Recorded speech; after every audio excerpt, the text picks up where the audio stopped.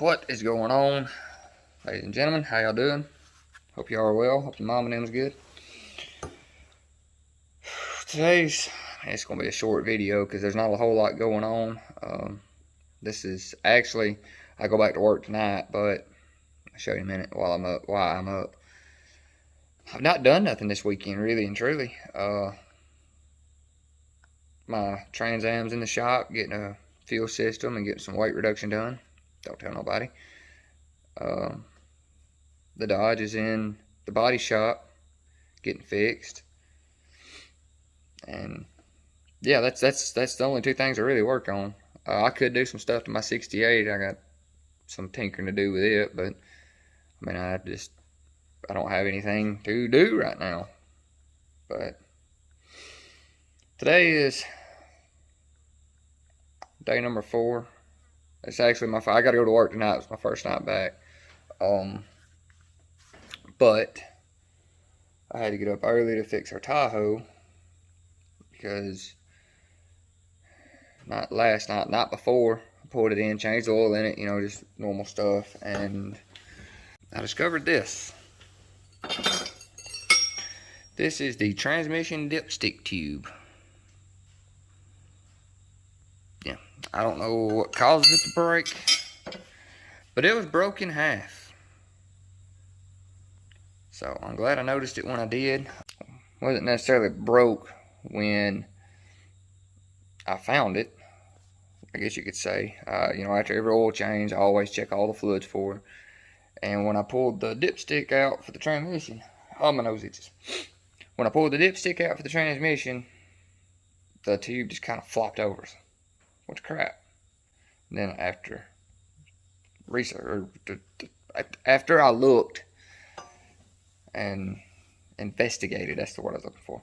After I investigated why it just flopped over like that, I found the tube broke. So I had to pull it out, and she's supposed to get one last night. She forgot to bring it home. So now I'm up today before I go to work to fix it because I'm that kind of hood. This is the new one here. The only thing, when you get a new one, just remember to get this green, whatever you call that, off the old one, put on here, and then you've got one bolt and a bell housing that holds it in place. I think that's part of the reason it broke, because of vibration. But yeah, and if y'all noticed that, I don't think I've showed y'all that yet. Some dude running off the road and busted her front bumper. He didn't have a tag on the truck. She got the video on dash camera, but we can't put it nowhere because until the dude's found, whatever, I don't know, legal bull crap. But either way, it busted it right there, and we're debating on getting it fixed or just putting a regular front bumper on it. A lot of y'all hate this front bumper. A lot of y'all love this front bumper. I like it. She hates it. And since this is her Tahoe, then it'll be on her. It's whatever she wants to do. But either way, I'm going to try to put this in. I had it up on the ramps when I took the old one out, so I'm going to try to do it without pulling it on the ramps because I don't want everything to get hot off in here. But yeah.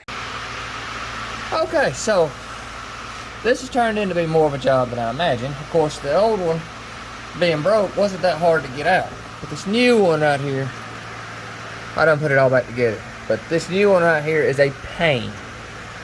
So you have one of 3 options. Option number one would be order a low car stainless flexible dipstick tube for about 60 bucks, I think, 40, 60, something like that. You won't have this problem because it's flexible. 2 would be take these out, the 2 over there, there's 1 or 2. Take that off, jack transmission up, drop the cross member, let it down, then you'll have enough room for the tube to slide off in the hole. It's a lot of work.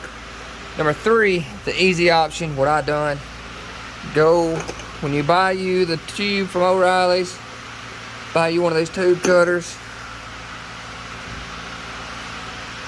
and cut about that much of the tube off, and it'll slide in there no problem, bolt it back down, and you're good to go.